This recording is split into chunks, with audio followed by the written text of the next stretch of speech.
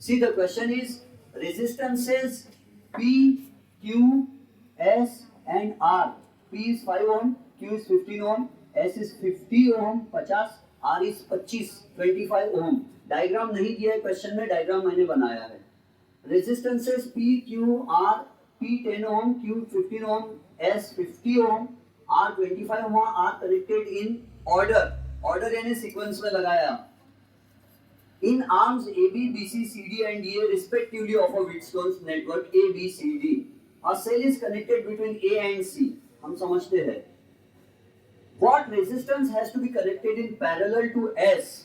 S के parallel में कितना रेजिस्टेंस लगाना पड़ेगा ताकि ब्रिज बैलेंस हो जाए? ये यहाँ कितना रेजिस्टेंस लगाना? अभी ब्रिज बैलेंस है क्या? तो आंसर है नहीं. क्यों नहीं है? क्योंकि R1 अपॉन R2 कितना आएगा? 5 अपॉन 15 यानी 1/3. क्या R3 अपॉन R4 भी उतना आएगा 25 अपॉन 50? नो, ये तो 1/2 आ रहा है. तो ब्रिज अभी बैलेंस नहीं है. ओह सॉरी, P की वैल्यू 10 दी है. अच्छा हुआ, नहीं तो अपना आंसर ही रॉन्ग हो जाता था. P की वैल्यू 10 दी है और वो 15 दी है, तो ये कितना हो जाएगा? 2/3 हो जाएगा और ये 1/2 होगा रेशियो नीचे का. तो रेशियो बैलेंस नहीं हो रहा ब्रिज. तो बैलेंस करने के लिए हमको क्या करना पड़ेगा, है ना? If the bridge is balance तो क्या हो जाना चाहिए? If the bridge is balanced, अगर ब्रिज बैलेंस हो जाएगा तो क्या हो जाएगा? P upon Q will become equal to R upon S. R3 upon R4 लिखते हैं ना. ऐसा हो जाना चाहिए अगर ब्रिज बैलेंस हो गया तो. लेकिन अभी बैलेंस हो रहा क्या?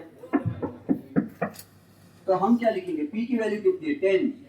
Q की वैल्यू कितनी है? 15. R की वैल्यू कितनी है? कितनी है? 25 है. S की वैल्यू बैलेंस अभी नहीं है, तो हम क्या करते हैं? लेट, यहाँ पर लिख देंगे लेट, क्या नाम देते हैं? X, P, Q, R, X दे देते हैं.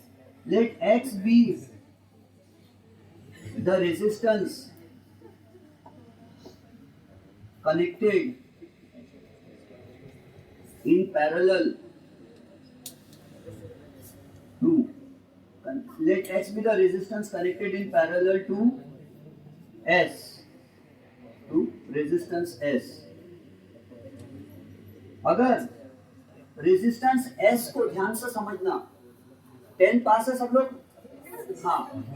तो सी, अगर आप लोग 10 पास है, हम क्या लिख रहे हैं? Let X be the resistance connected in parallel to S.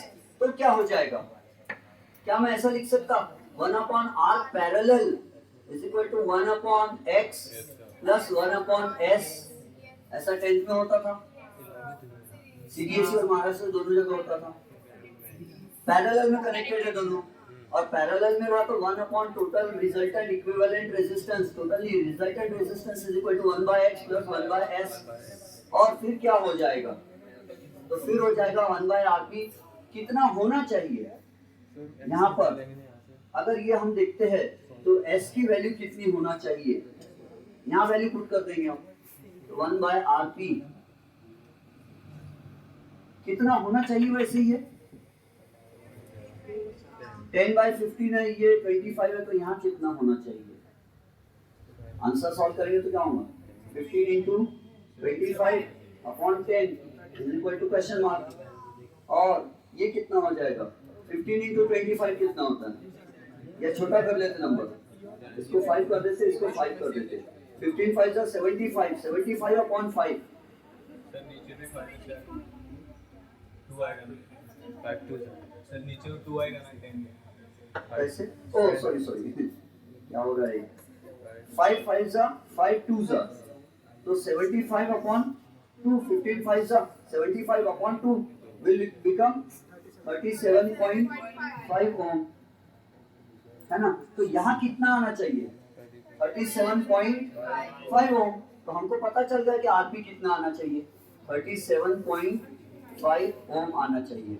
Is equal to 1 upon x हमको मालूम नहीं, प्लस 1 अपॉन s मालूम है क्या? कितना है? 50.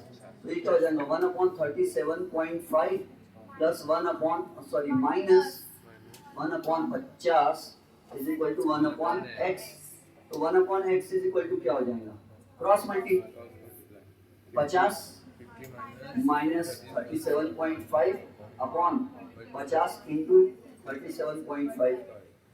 1 by x is equal to 50 minus 37.5 12.5 और इसका पॉइंट उड़ जाएगा 5 into 375 5 into 375 1 by x is equal to 12.5 upon 1875 तो x is equal to क्या हो जाएगा 1875 upon 12.5 x is equal to 18750 upon 125 बोलो 150 पॉइंट इज क्या आता है कैलकुलेशन भारी कर दिए क्या अपन ने 150 आता है okay so this is 150 ohm so the value of this x should be 150 ohms हाँ पूछो साहब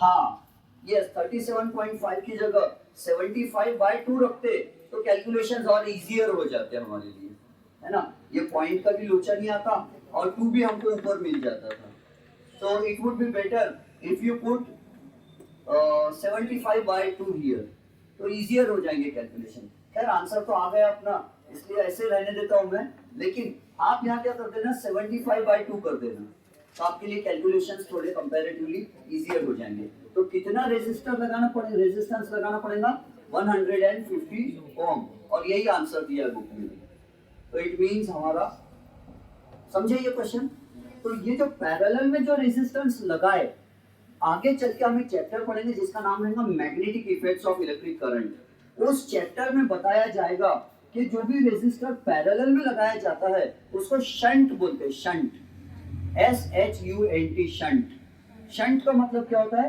अ resistance connected in parallel resistor लगाए तो उसको शंट बोलते हैं तो कभी कभी हो सकता है इस क्वेश्चन में आ जाए कि what shunt has to be connected to S को कितना शंट लगाएंगे तो ऐसे समझ अरे S को क्या शंट लगाएंगे ये शंट क्या होता है तो शंट का मतलब होता है लोड शेड करना थोड़ा वजन डिवाइड कर देना ब्रांचेस में मैंने रेलवे ट्रेन पे भी देखा शंट लिखा रहता कहीं कहीं एक ही मालगाड़ी में बहुत सारा लोड हो गया तो एक डिब्बा दूसरी गाड़ी पे चिपका देते ले जाके पहली गाड़ी को थोड़ी हल्की कर देते शंट तो शंट यानी पैरेलल रेजिस्टेंस